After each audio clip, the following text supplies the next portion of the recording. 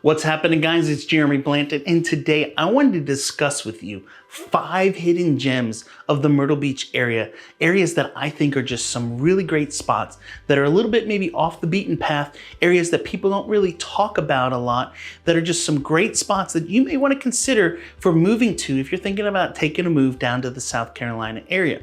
These are some spots all up and down the Grand Strand where there's some great things around. And so we're going to discuss these 5 areas today. We're going to talk about where they're located, type of home you can find, what kind of price point it's going to be, and why it might be a great spot to check out. So let's jump into this and let's talk about these areas. And the first one on the list that I want to talk about today is obviously my favorite spot in all the area. You've heard me talk about it probably dozens of times. It's not really that hidden anymore, but that is the Carolina Forest area. It's the place where I live. I love it. Why do I love the Carolina Forest area? It is as centrally located as you can get in Myrtle Beach area. If you take a map of the area and look at it and put your finger down over the Myrtle Beach part, it's more than likely going to land in the Carolina Forest area. It's as centrally located as you can get, just west of the waterway, so you're outside all of the tourism stuff that Myrtle Beach has to offer. There's all types of properties here in the area. You have new builds, you have resales, all kinds of different things in the area to purchase. There's all types of things that are nearby. There's shopping, there's groceries, there's restaurants, there's golf, there's entertainment, all types of things, all within a 10 to 15 minute drive of the Carolina Forest area. If you want to go down to the beach, you take Grissom Parkway right over to 48th Avenue, hang a left, and you can get right down to the Golden Mile. And you're there in about 10 to 15 minutes from just about any part of Carolina Forest. If you want to go down to the airport, it's maybe 15 minutes away.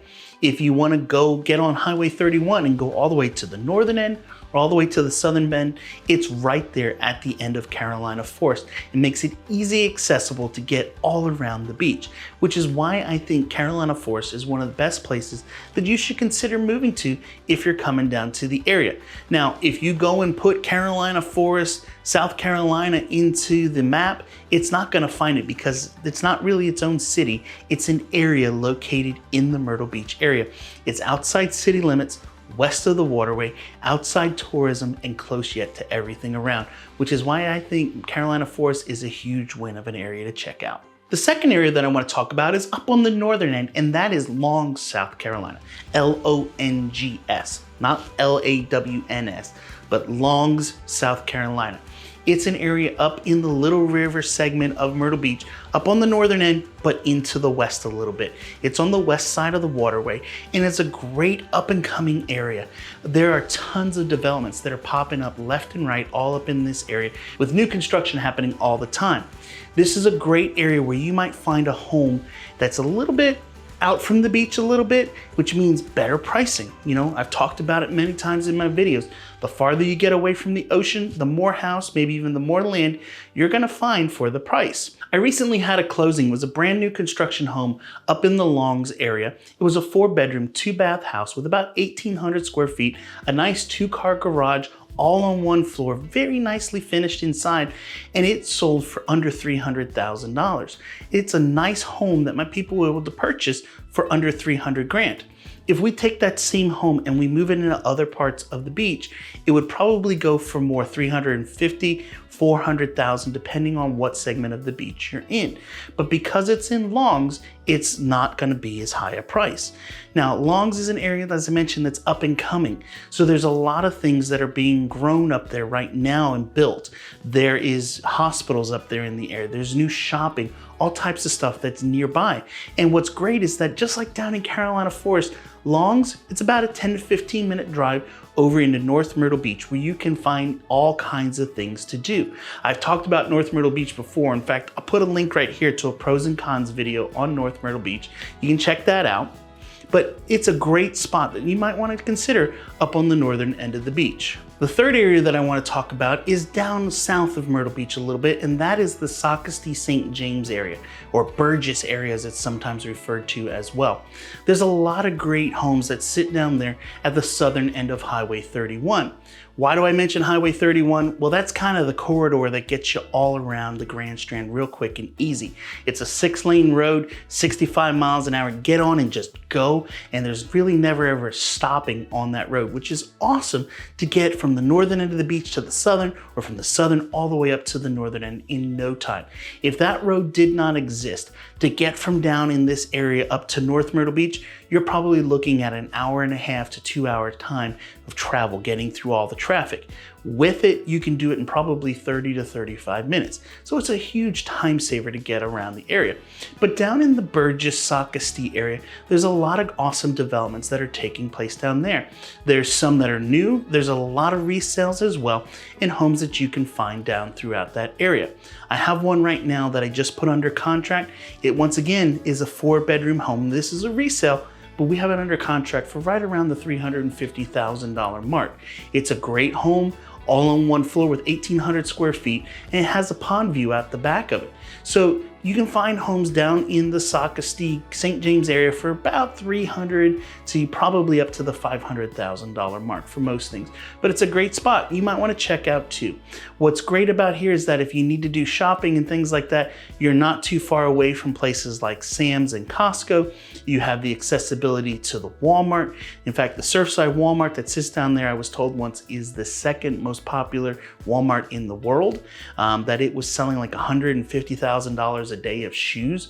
I don't know if that's true or not. Don't count me on that and as a verified fact, but that's what I was told. So it's a lot of things that are right nearby, and there's a lot of things to do, and you can go down to Surfside pretty quick and easy from there as well. So check out that area too. The fourth segment that I wanted to talk about today is Murrells Inlet. It's just a little bit farther south from the Burgess, Socastee area, and it's a great segment of the beach that sits along Highway 707 and 17 down on the southern end of the beach.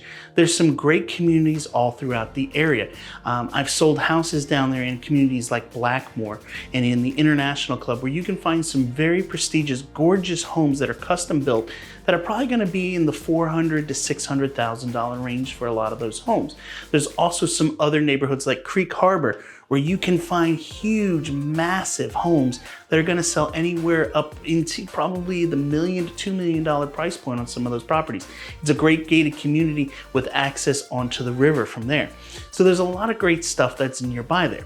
Now, some of the great things why people love the inlet and being down there and purchasing in that area is that you have the Marsh Walk not too far away. You can go down there and have fresh seafood at some of the awesome restaurants down there like Divine Fish House and Bovines and Drunken Jacks and those type of spots where you can go have fresh seafood on a regular basis.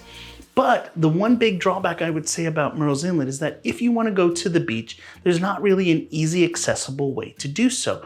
You're either going to have to go over to 17 and go left up into Garden City, or you're going to have to go right and go down into Pawleys Island to really get an access to the beach.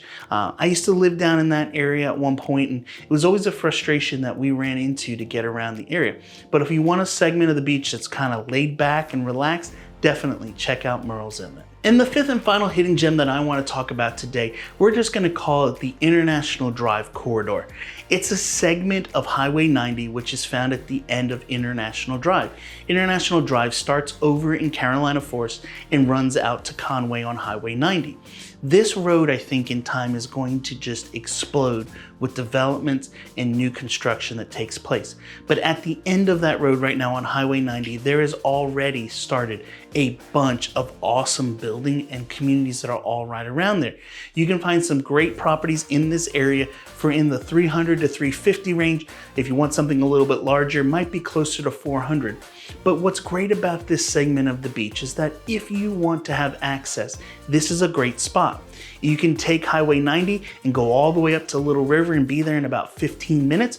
Or if you want, you can go the other way and end up in Conway in about 15 minutes the other way. If you want, you can take International Drive and come over to the beach. Now, as I've mentioned in the past, if you're on International Drive, the speed limit's only 45 miles an hour. Don't speed. There are cops sitting there all the time. They will pull you over in a heartbeat. But you can take International Drive, come over, be over into Carolina Forest and at the beach in about a 10 to 12 minute drive. So it's a great way to get over to the things that the tourism stuff has in the areas of the beach where everything's happening, but it's far enough away that you don't really know when those things are taking place. So you can find some great properties in this International Drive corridor, as we're calling it, where are gonna be in that a very affordable price, but have access to everything you may want or need nearby. Anyway, guys, if you have questions about any of these areas of the beach and you want to learn more about them, my contact information is down below. Feel free to reach out to me. I'd love to give you some information on it or help you buy a house here in those areas. And as always, if you find today's video valuable, do me a favor, give it a thumbs up, get that bell on, and I'll catch you in the next one. See ya.